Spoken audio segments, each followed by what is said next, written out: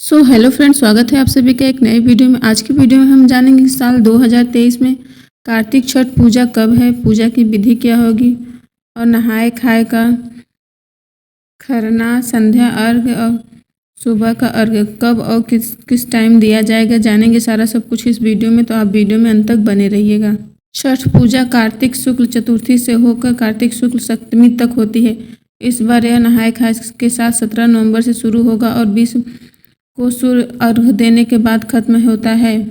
छठ पूजा का महापर्व है। भक्ति और आराधना से परिपूर्ण महिलाएं बड़ी सादगी और पवित्रता एवं एकता के साथ पति एवं पुत्र की दीर्घायु की सुख समृद्धि के लिए इस व्रत को करती हैं। आइए जानते हैं इस व्रत के बारे में।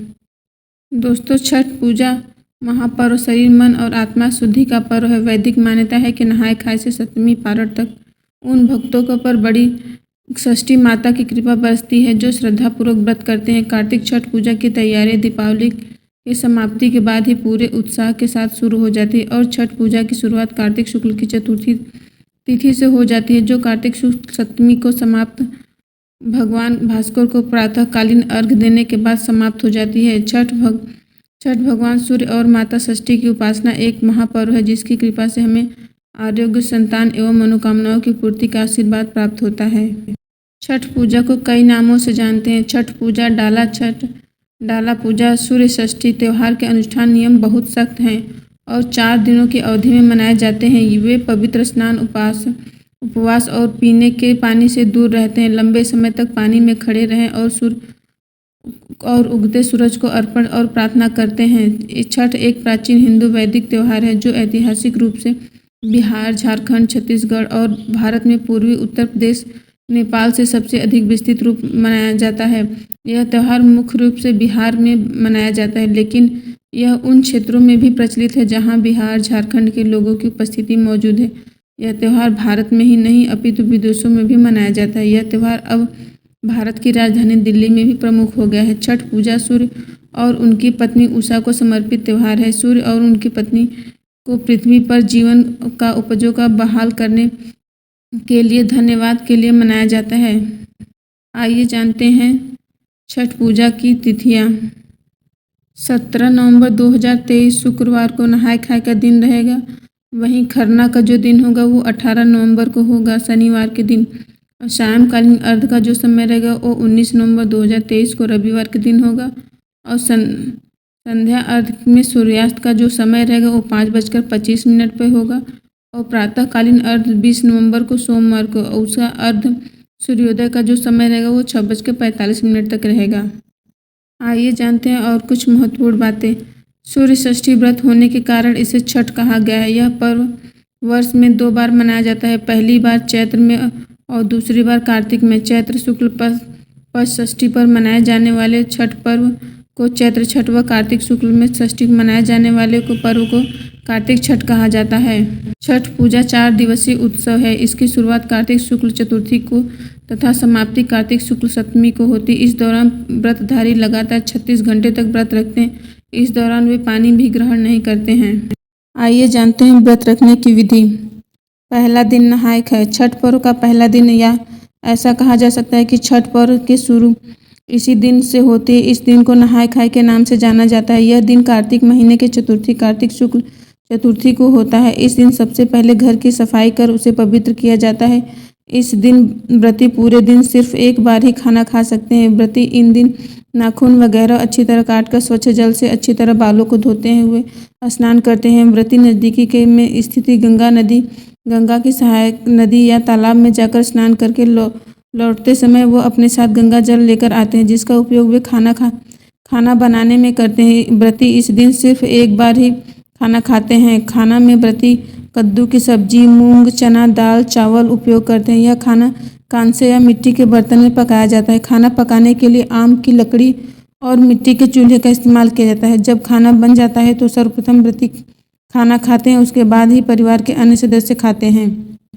दूसरा दिन खरना का होता है। छठ पर्व का दूसरा दिन, जिसे खरना के नाम से जाना जाता है, कार्तिक महीने में पंचमी को मनाया जाता है। इस दिन व्रती पूरे दिन निर्जला उपवास करके सूर्यास्त से पहले पानी की एक बूंद तक ग्रहण नहीं करते। शाम को चावल, गुड़ और गन्ने का रस का प्रयोग करके खीर बनाया जाता है। खाना बनाने में नमक और चीनी का प्रयोग नहीं किया जाता है। इन्हीं दो चीज़ों को पुनः सूर्यदेव नैवेद्य देकर उसी घर में एकांत करके अर्थात एकांत रहकर उसे ग्रहण करते हैं। परिवार के सभी सदस्य उस घर के बाहर चले जाते हैं ताकि कोई शोर न हो सके। एकांत में खाते समय व्रती हेतु किसी तरह की आवाज़ सुनना पर्व के नियमों के विरुद्ध है। पुनः व्रती खाकर अपने सभी परिवार जनों एवं मित्र रिश्तेदारों को वहीं खीर रोटी का प्रसाद खिलाते हैं। इस संपूर्ण प्रक्रिया को खरना कहते हैं। चावल का पिट्ठा व घी की लगी रोटी भी प्रसाद के रूप में वितरित की जाती है। इसके बाद अगले 36 घंटों के लिए व्रती निर्जला व्रत रख के मध्य रात्रि में व्रत छठ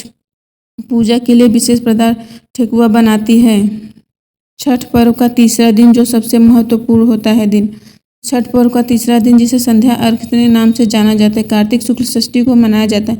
यह दिन छठ पूजा के विशेष दिन होता है। छठ पूजा के लिए विशेष प्रसाद जैसे ठेकुआ बनाया जाता है, जिसे चावल के लड्डू या कचवनिया भी कहा जाता है। छठ पूजा के लिए एक बांस की बनी हुई टोकरी, जिसे दौरा कहते हैं, में पूजा का प्रसाद फल डालकर देवकरी में रख दिया जाता है। पूजा अर्चना करने के बाद शाम को एक नारियल, 5 प्रकार के फल और पूजा का अन्य सामान लेकर टोकरी में रख दिया जाता है, जिसे पुरुष अपने हाथों में से उठाकर छठ घाट पर ले जाता है।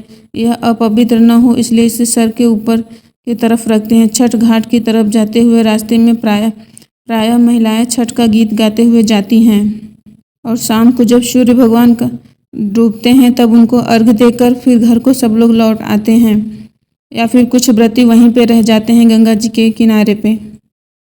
छठ पर्व का चौथा दिन उषा अर्घ्य। चौथे दिन कार्तिक शुक्ल सप्तमी की सुबह उदयमान सूर्य को अर्घ्य दिया जाता है। सूर्योदय से पहले ही व्रती लोग घाट पर उगते सूर्यदेव की पूजा करते हैं। संध्या अर्घ्य में अर्पित पकवानों को नए पकवानों को प्रतिस्थापित कर दिया जाता है, परंतु कंद मूल फलादि वहीं रहते हैं। सभी नियम विधान संध्या अर्घ्य की तरह ही होते हैं। सिर्फ व्रती लोग इस समय पूरब की ओर मुँह कर पानी में खड़े होते हैं और सूर्य उपासना करते हैं। पूजा अर्चना समाप्त रोहांत घाट का पूजन होता है। वहां उपस्थित लोगों में प्रसाद वितरण करके व्रती घर आ जाते हैं और घर पर भी अपने परिवार आदि को प्रसाद वितरित करते हैं। व्रती घर वापस आकर गांव के पीपल के पेड़ में, जिसको ब्रह्मा बाबा कहते हैं, वहां जाकर पूजा करते हैं। पूजा के पश्चात व्रती कच्चे दूध का शरबत पीकर थोड़ा सा प्रसाद खाकर व्रत पूर्ण करते हैं, जिसे पारण या परना कहते हैं। व्रती लोग खरना के दिन से आज तक का निर्जला उपवास आज सुबह की नमक युक्त भोजन करते हैं। कुछ प्रचलित कथाएं। छठ व्रत के संबंध में अनेक कथाएं प्रचलित हैं। उनमें से एक कथा के अनुसार जब पांडव अपना सारा राजपाट जुए में हार गए तब श्री कृष्ण ने द्रौपदी को छठ व्रत रखने को कहा। द्रौपदी ने व्रत का पूरा किया, तब उनकी मनोकामनाएं पूरी हुई। पांडवों को राजपाट वापस मिल गया।